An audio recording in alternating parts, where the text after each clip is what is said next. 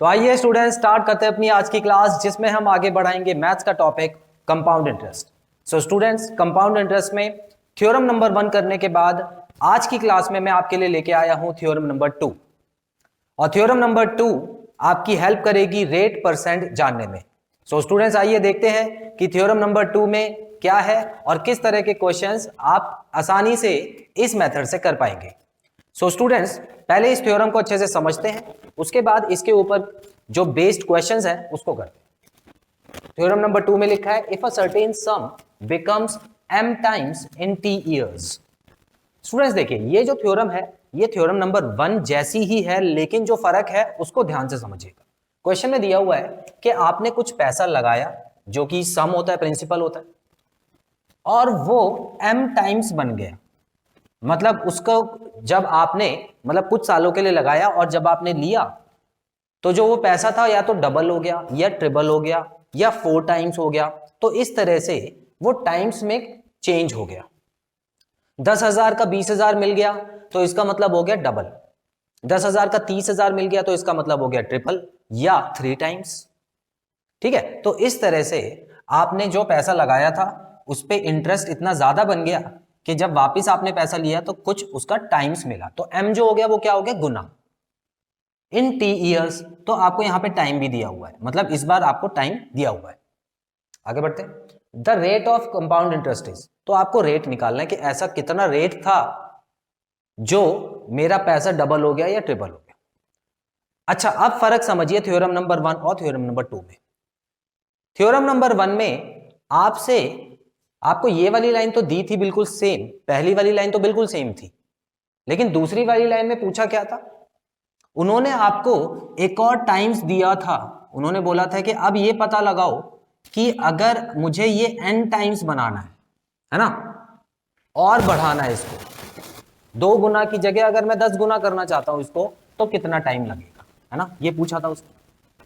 तो basically theorem number 1 में एक चीज जो बताई थी बिल्कुल वैसी ही चीज आपसे पूछ ली।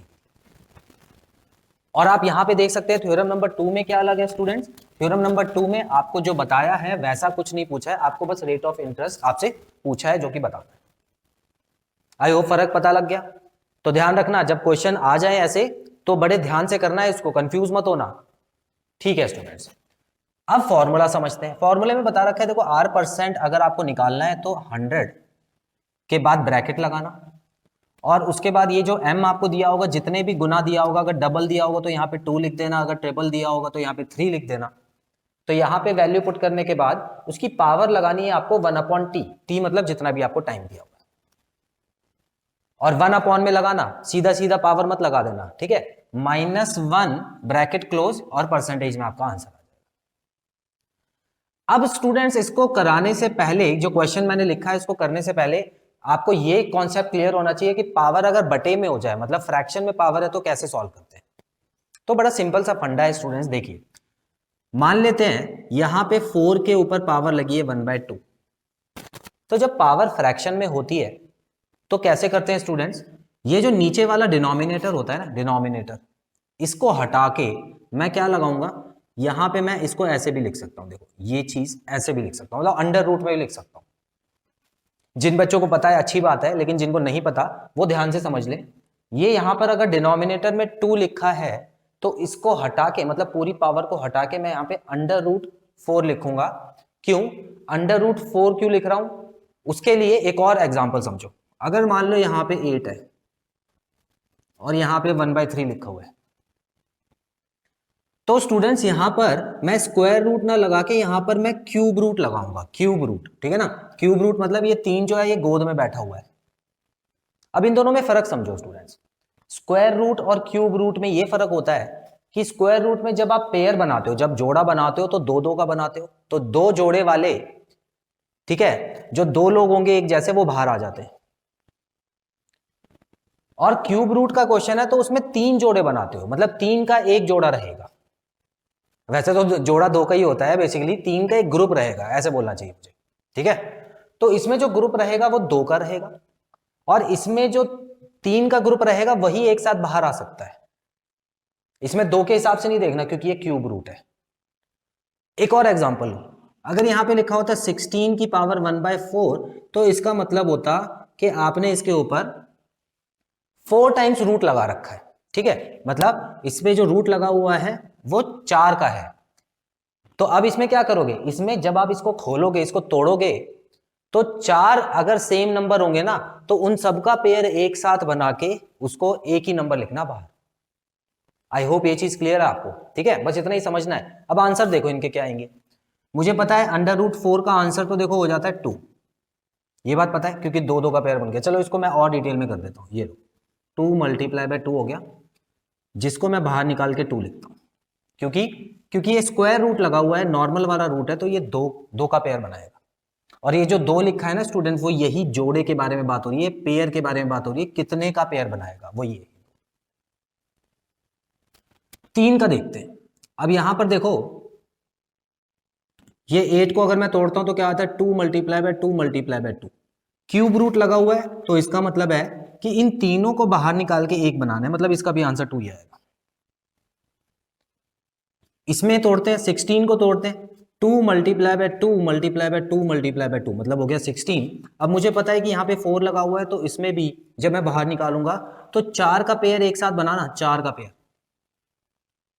ठीक है, तो यहां पर भी 2 ही आएगा।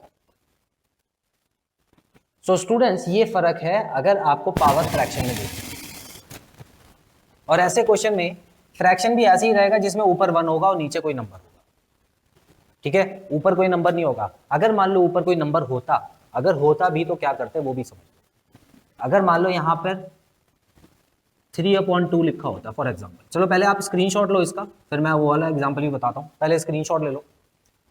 तो स्टूडेंट्स अगर मान लेते हैं यहां पर आपको 3 लिख के दिया होता उन्होंने, कोई बात नहीं, आपको नीचे वाला 2 तो ऐसे ही हटाना था, तो यहाँ पे 2 आ गया, उसके बाद आप इसका क्यूब लगा के इसको दोबारा 8 लिख देते।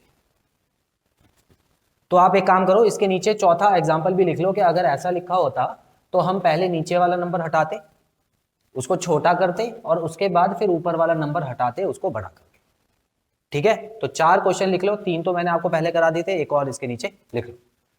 तो स्टूडेंट्स अब मैं बढ़ रहा हूं क्वेश्चन की तरफ, तो क्वेश्चन में देखता हूं कि क्या ऊपर वाली थ्योरम से मिल रहा है। At what rate % will a sum of money becomes 9 times in 2 years, ठीक है। तो पूछा तो है रेट %, दिया क्या है आपको, जो सम ऑफ मनी है वो 9 टाइम्स हो जाएगी, मतलब 9 गुना हो गई है, कितने साल में, साल भी दे रखे 2 साल, ठीक है। तो ये थ्योरम नंबर 2 से रिलेटेड क्वेश्चन है, क्योंकि इसमें जो टाइम्स दिया हुआ है वो एक ही बार दिया हुआ है, क्लियर। तो अब मैं वैल्यूज कैसे पुट करूंगा, देखो R% निकालना है मुझे, 100, M की वैल्यू क्या है 9, ठीक है, कितने गुना, तो ये हो गया 9, और इसकी पावर क्या है 1/t, और t मुझे क्या दिया हुआ है 2, तो मैं इस तरह से लिखूंगा इसको 1/2, और उसके बाद यहां पे -1 कर दूंगा, जो कि फॉर्मूले के हिसाब से परसेंटेज का साइन लगेगा इसमें। अब इसको सॉल्व करने का तरीका, जैसे कि मैंने आपको बताया था स्टूडेंट्स, 9 के ऊपर 1/2 पावर लगी हुई है, इसका मतलब 9 को सिर्फ स्क्वायर रूट में डालना है, तो स्क्वायर रूट में डालेंगे तो इसका आंसर क्या आएगा 3 आ जाएगा, 3 - 1 परसेंटेज। तो 100 और 2 ये क्या हो गया 2 हो गया ना, तो पहले ब्रैकेट ही सॉल्व करते हैं, तो ये 2 हो गया, 2 को जब 100 से मल्टीप्लाई किया तो मेरा आ गया 200%, 200% का रेट रहा होगा, तब जाके देखो ना क्वेश्चन में भी 2 साल में 9 गुना, मतलब 10,000 का 90,000 2 साल में, 1 लाख का 9 लाख 2 साल में, कब होगा जब रेट ऑफ इंटरेस्ट इतना ज्यादा होगा। हालांकि ऐसा कोई बैंक वगैरह देती नहीं है, ठीक है ना, अगर दिए होते तो मैं आपको पढ़ा नहीं रहा होता, वहीं पे अभी बैठा होता और पैसे लगा रहा होता अपने, ठीक है। तो लेकिन ये क्वेश्चन आपको इस हिसाब से समझ के इस फॉर्मूले से करना है, आंसर भले ही कुछ भी आए आपका, ठीक है। इसका स्क्रीनशॉट लेंगे, फिर एक और क्वेश्चन करते हैं।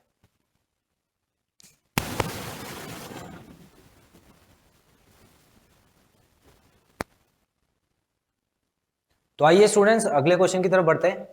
लिखा है at what rate % will the sum of money becomes 8 times in 3 years, ठीक है। बाकी सारी चीजें बिल्कुल सेम दी हुई हैं, सॉल्व करते हैं।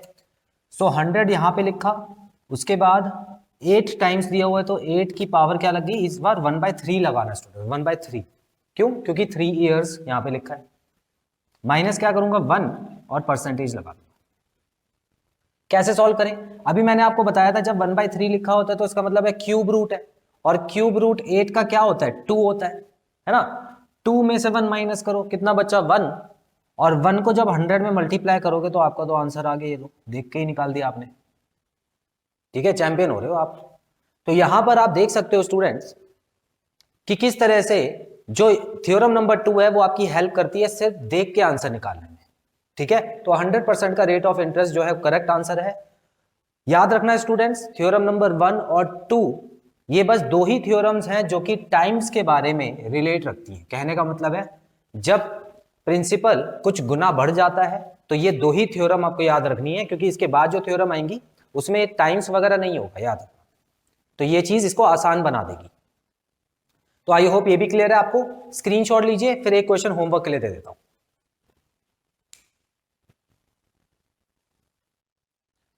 सो स्टूडेंट्स आप देख सकते हैं मैंने यहाँ पे आपको क्वेश्चन दे दिया है होमवर्क के लिए। इसको पढ़िए, समझिए और इसका आंसर कमेंट बॉक्स में मेंशन करना मत भूलिएगा ताकि मैं इसको चेक कर सकूं। सो स्टूडेंट्स आज की क्लास यहीं खत्म होती है। आई होप थ्योरम नंबर 2 में जो भी कॉन्सेप्ट मैंने बताया और जितने भी क्वेश्चंस कराए आपको अच्छे से समझ आए होंगे और कोई भी डाउट नहीं होगा। बहुत जल्द मिलते हैं अपनी अगली क्लास में। Till then students take very good care of yourselves. Have a nice time. God bless you. Bye bye.